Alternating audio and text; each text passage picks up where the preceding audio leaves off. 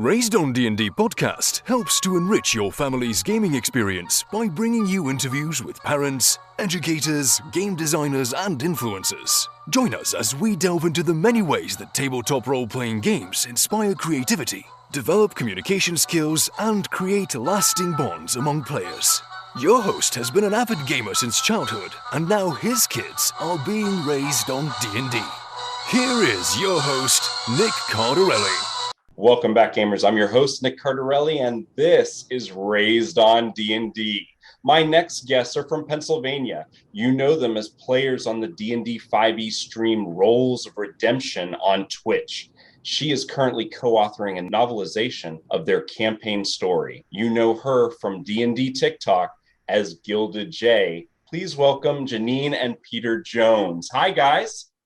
Hey. Thanks for having us. Thanks for being on the show. We're so excited. I'm such a huge fan of Gilded J. I love all the TikToks. It's so great. And you're cosplaying your original character. It's just fantastic. We're going to talk about all that in a second. But before we jump into all of that, we want to get to know you guys more as gamers. So how did you get started with Dungeons and Dragons and tabletop role-playing games? Who wants to go first? Peter can go first because our stories are pretty different. Okay. Mine's a little bit longer than hers, but I actually started when I was young, probably like 10 years old. My dad was big into D&D. He had, I'm pretty sure, all of the 3.5 books and multiple copies of some of them because we would pass them around while we were researching different things and trying to come up with different characters. So we played, me and my brothers and him played a lot of different campaigns together. I don't have any idea if any of them were official because I wasn't that aware of the D&D community at that time because this was, 20 years ago at this point. But it was kind of the foundation starting point of the kind of creative character builder, mythical type gaming that I enjoyed. So that was kind of where it started.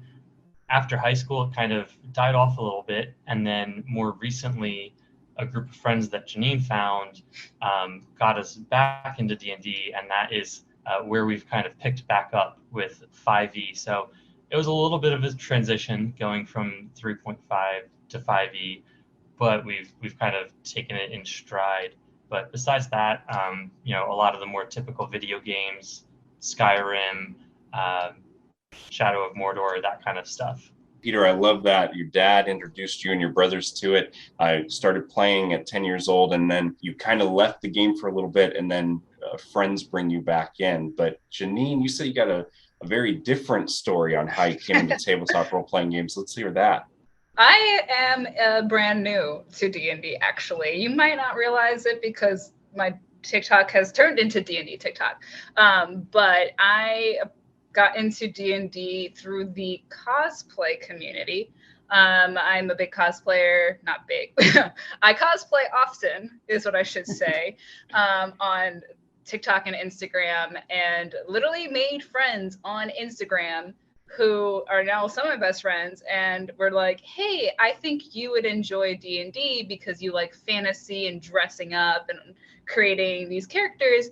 Would you like to play with us? And me, being the extrovert that I am, said, sure, strangers on the internet, let's play D&D together. I don't know what I'm doing.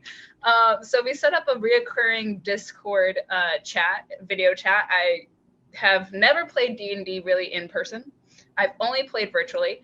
And they just introduced me to the game, that soundbite on TikTok that's like, I don't know what anyone's talking about and I'm too afraid to ask. That was me until about a few months ago.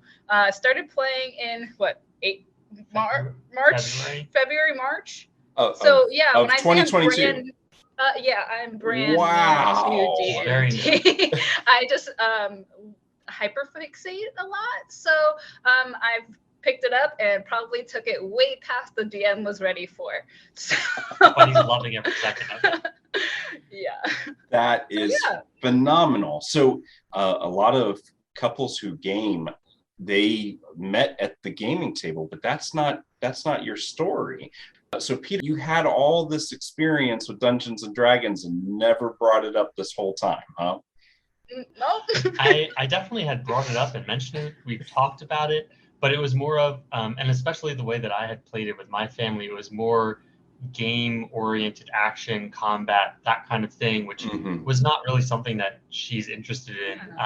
One thing that you learn very quickly about her is she does not like competition, and therefore most board games are off the table. So, it was talked about a little bit. She knew about it, but it was never something that we really talked about trying out. And so when these cosplay friends who are more into the role play aspect of it and the creating a story aspect of it brought it up, that's what kind of really, I think, took hold for her. So Peter and his coworkers actually used to play Pathfinder when we were like early into our marriage. And it was in like 2017, 2018. And I would just be like, okay, are you coming home soon? Because it was just a bunch of boys around a table playing an imaginary game. And I was like, okay, I don't know what anything is going on. But our group, it's funny because the game that we play now, it's 3 girls and 2 guys. So like there was a little bit more of that like gender balance. And I'm like, okay, I'm safe here. It's not a bunch of bros.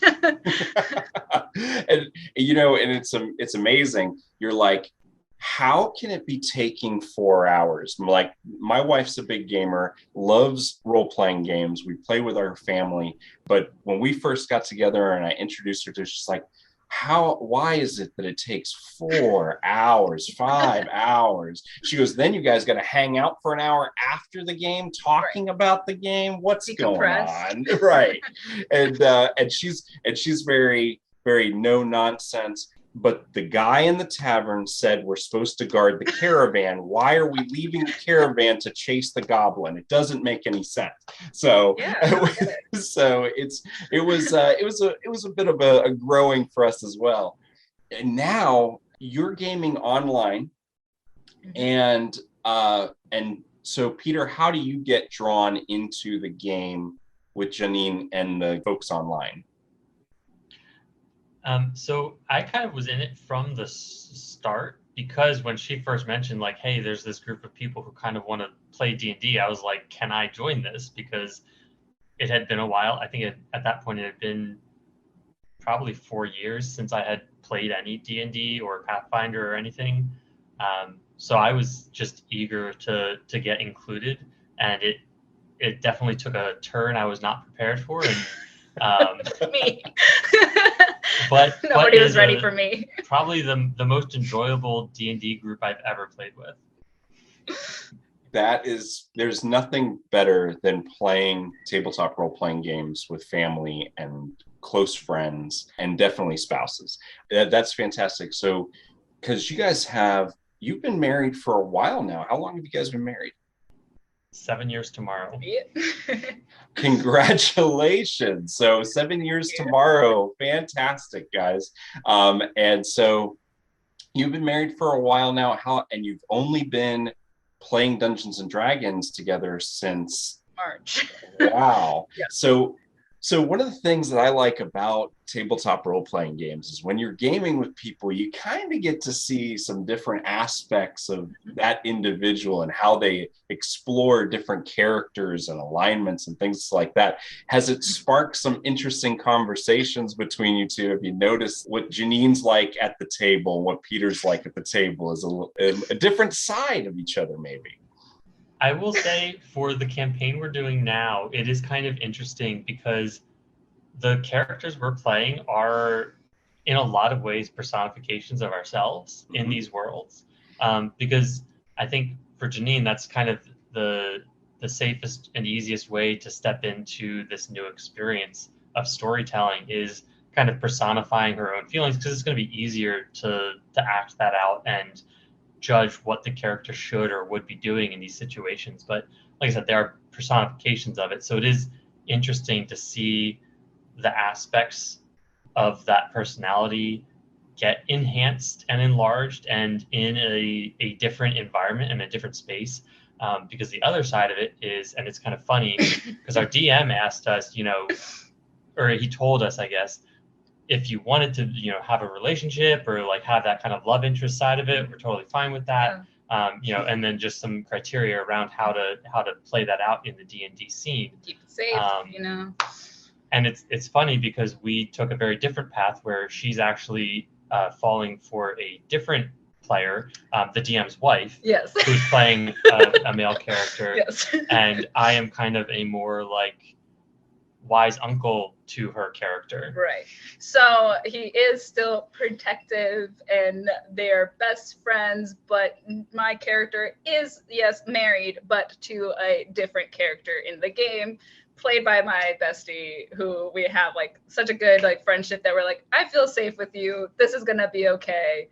And it was very funny when the DM was like, yeah, you're welcome to, have this like in-game relationship. And then my husband picks an Aarakocra. Mm-hmm. And I was like, my elf girl is not going to be attracted to a bird, man. So sorry. Well, that is awesome. And I know there's lots of fans of Roles of Redemption listening right now. But for those who aren't, what kind of characters are there? What kind of classes?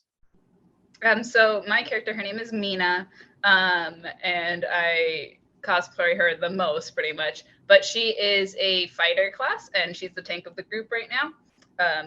Hopefully nobody takes my spotlight for that because I'm very proud of it. Haven't been taken down yet this whole game. So she was a noblewoman. She turned into a soldier and now she's with this merry band looking for ghosts and treasure. Folks who are follow you on TikTok and like your Mina character, now they can watch Roles of Redemption on Twitch and they can actually see full stories and campaigns with you playing her at the table as well. Absolutely. Awesome. And Peter, what's your character like? So like she said, mine's an Aarakocra. He is an Aarakocra ranger and Tempest cleric, so he's multi-classing. His name is Akir. And he came from the airplane, and then when he fell out of the airplane into the material plane, he was with a group of protectors around a village. They all got killed off, and he moved to where they are now. And so he kind of carries along some of that baggage with him. Trauma. There's plenty of trauma to go around in the campaign to kind of work through and experience. Mm-hmm. And so when he first saw Mina in the tavern, talking to her now husband in the game, a Dampier. A Dampier. Yes. He looked at them and was like, she seems like she could handle herself, but I still don't trust him. So then he kind of like worked his way into the group, and now he's friends with all of them. Yeah. That is incredible. So now, how many episodes is Roles of Redemption up to? It's hard to judge because we only started actually recording them a few months in. I'm trying to remember how many months. We have 23 episodes that are recorded. So they've been on through Twitch, and we have them available on YouTube as well under Roles of Redemption.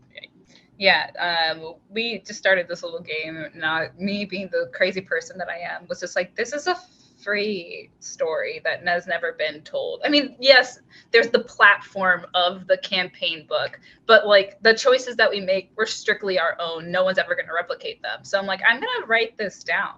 So I turned into the note taker of the group, being a fresh baby D&D player. But never shared the notes with nobody. They're my book notes. And I was like, I'm just going to write this. I'm going to write it down. And then as the story was going, we're like, this is really good.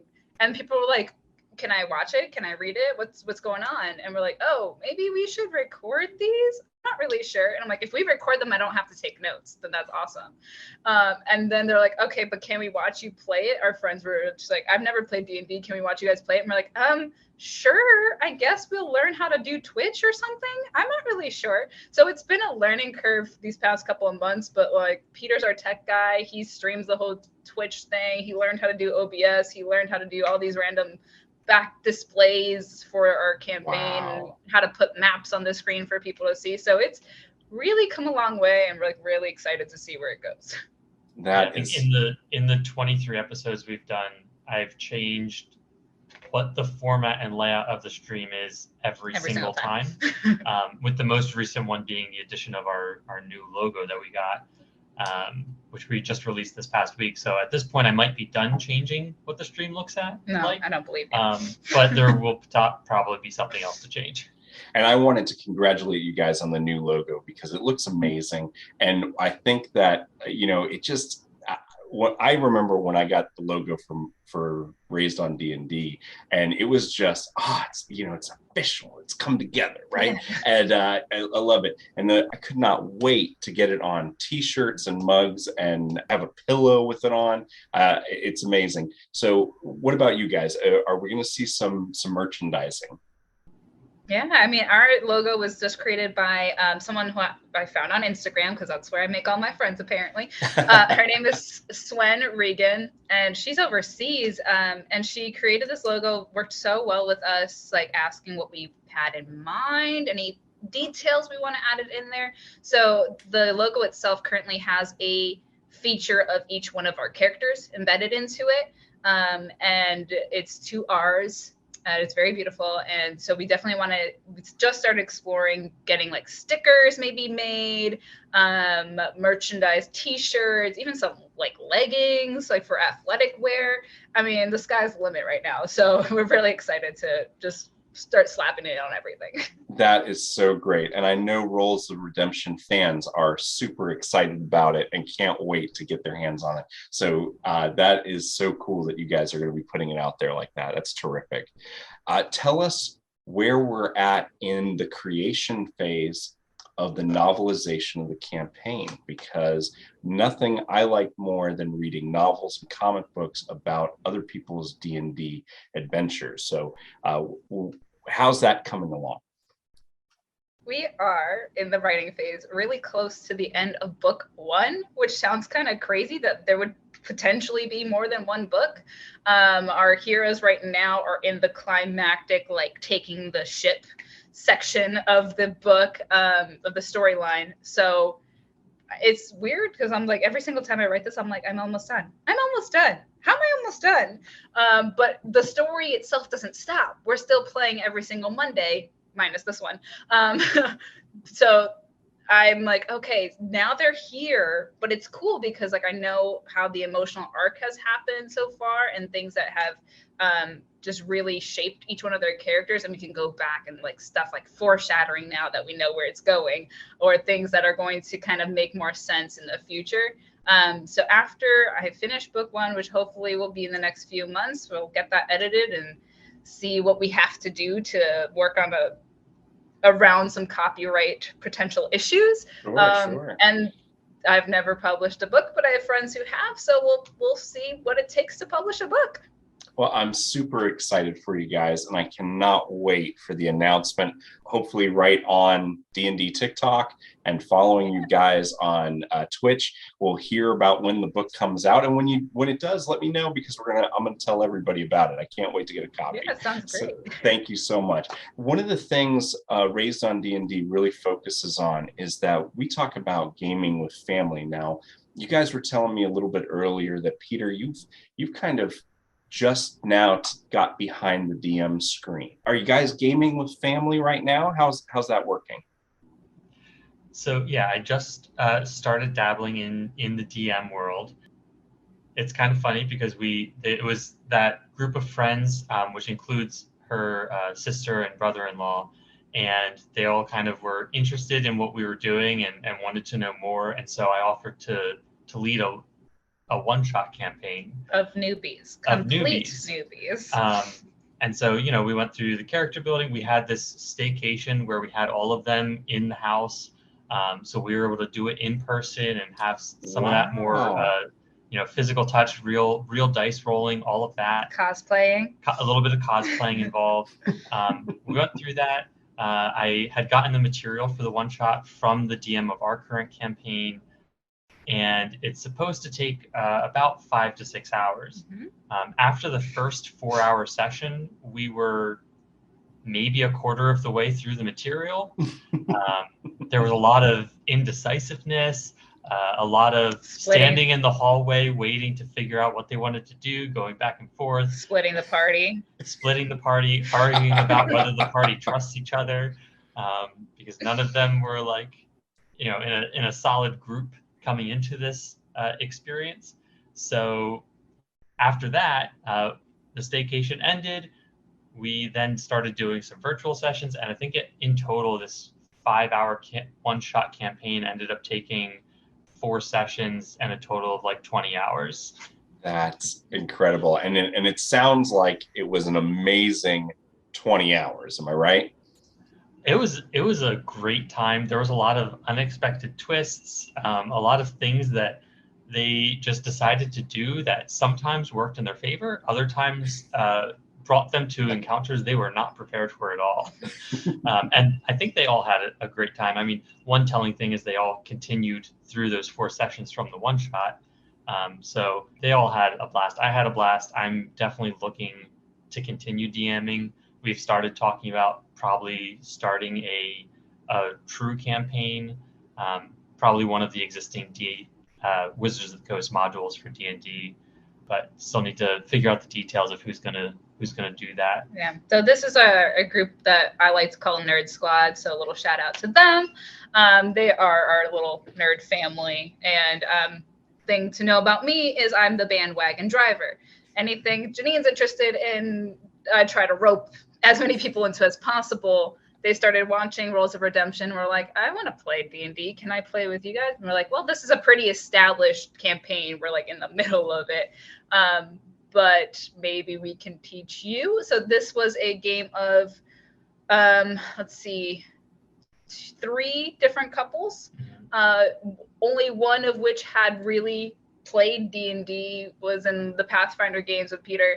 And so these were like 5 brand new D&D players, had started becoming dice goblins before even playing the game. And I was like, we need to get you guys rolling because I can't let you purchase this many dice without having played D&D. So yeah. Well, and so Peter, fantastic, man, getting behind the screen. I know that is can be daunting, especially with new players and they're going in different directions. And you're like, well, wait, the module says we're supposed to go. Oh no. But Janine, I've got to ask you, that was your first at the table in-person game. How was that different for you than doing it virtually? The difference is I didn't actually play. I just watched because in my heart, there's only room for one character at a time. Maybe I'll break out of that in the future. But I'm like, I'm so sorry. My name is Mina and she could show up in this game, but maybe later.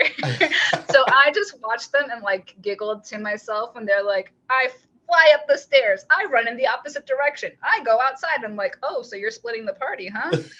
Okay, what a good idea. I will say for me, being able to watch her face from behind the DM screen and her having the experience to know like all of the things they were doing classically wrong, that was probably my favorite part of the whole thing, was just watching her face react to their choices. I no longer felt like the newbie and I was like, wow, I'm a D&D player now.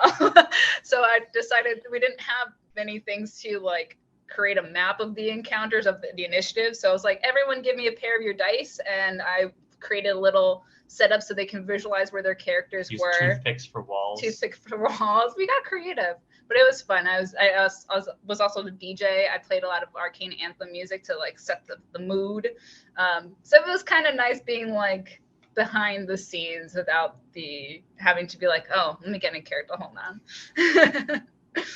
That is phenomenal. And guys, thank you again. Thank you for sharing not only your campaign with us, but also for being on D&D TikTok and adding all that great content. It is fantastic what you're doing for the gaming community.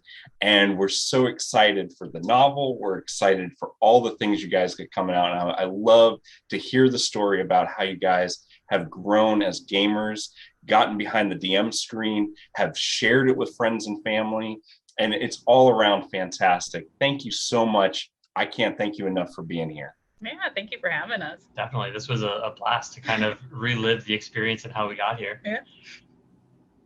Thank you for joining us on another episode of Raised on D&D Podcast. Be sure to subscribe and follow on all your favorite apps and social media.